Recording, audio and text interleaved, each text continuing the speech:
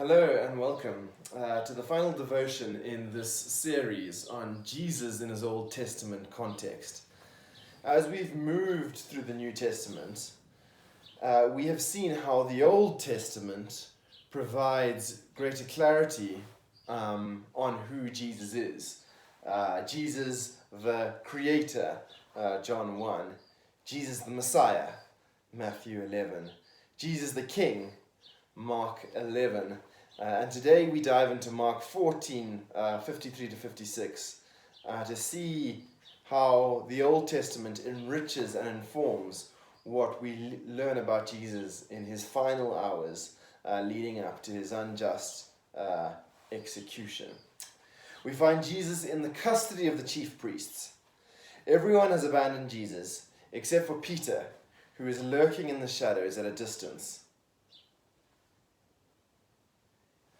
The chief priests and the council are trying to manufacture evidence to convict Jesus with. But they're having quite a tough time. They keep bashing around accusations, but are struggling to get much traction, and so they ask him, "Have you any answer to make?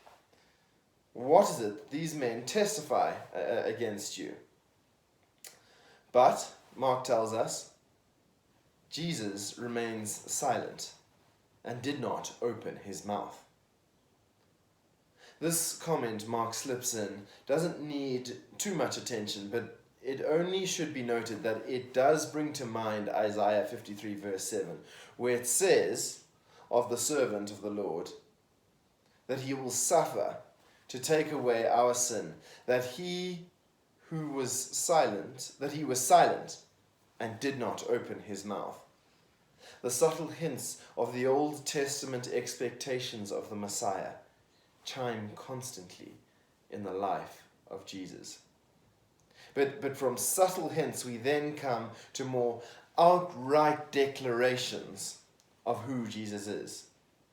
The high priest wasn't able to draw Jesus out with an answer to his more general questions about the charges that were being alleged against him. And so he asked Jesus a much more pointed question in verse 61. Are you the Christ, the Son of the Blessed One? Now, by Son of the Blessed One, he could either be meaning the Son of David or the Son of God. But even if it is the latter, it is unlikely that the high priest would have taken this to mean the actual Son of God. He probably would have understood this title to refer to someone who merely had a special relationship with God.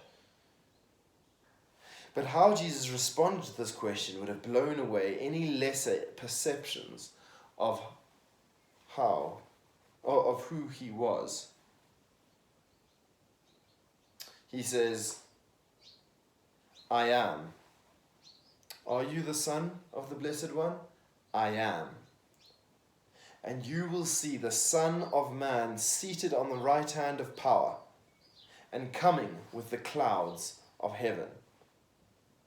The title Son of Man is one that is used in a number of places in the Old Testament, and it is usually used to refer to any ordinary person. But this is not the only way the term is used in the Old Testament. Daniel 7 speaks about a Son of Man in a very different way. Let us have a look at this passage. Daniel 7 verses 13 to 14. I saw in the night visions, and behold, with the clouds of heaven, there came one like a Son of Man, and he came to the Ancient of Days, and he was presented before him. And to him was given dominion and glory and kingdom, that all peoples, nations, and languages should serve him. His dominion is an everlasting dominion, which shall not pass away, and his kingdom one that shall not be destroyed. I said that Daniel 7 spoke of a Son of Man. In fact, that's not quite true. He speaks of one like a Son of Man. And as we read, we see why. The person being spoken of in Daniel 7 is clearly no ordinary person. Here are some examples of why I say that. Number one, he is said to come to the Ancient of Days. Now, no one in the history of Israel was ever able to come into the presence of the Lord on their own.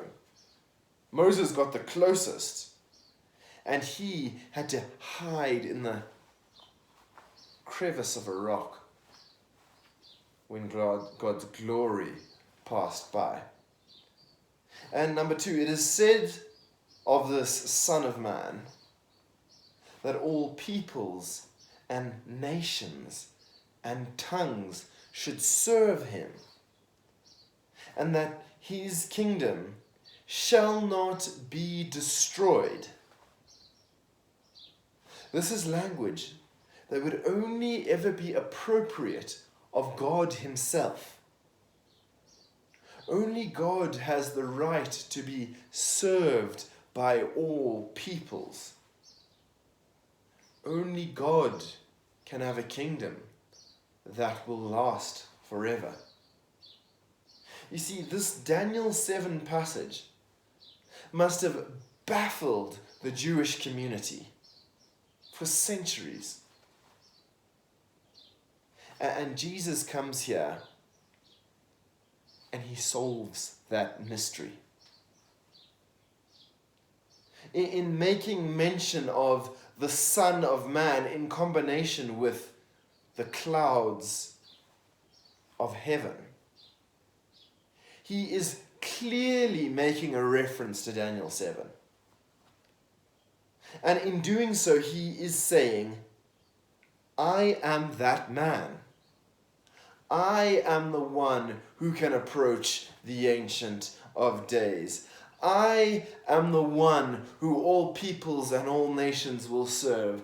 I have a kingdom that will never fade away.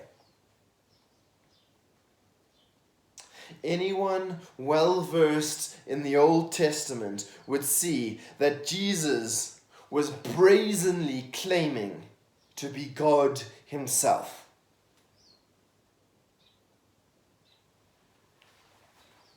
The Jewish leaders did not miss it. That is why they tore their clothes and screamed, "Blasphemy!" And my question for you today is, will you reject King Jesus, the Son of the living God, as they did? Or will you delight in the fact that he is both God and man? And will you serve in his kingdom for the rest of time? Have a think about that.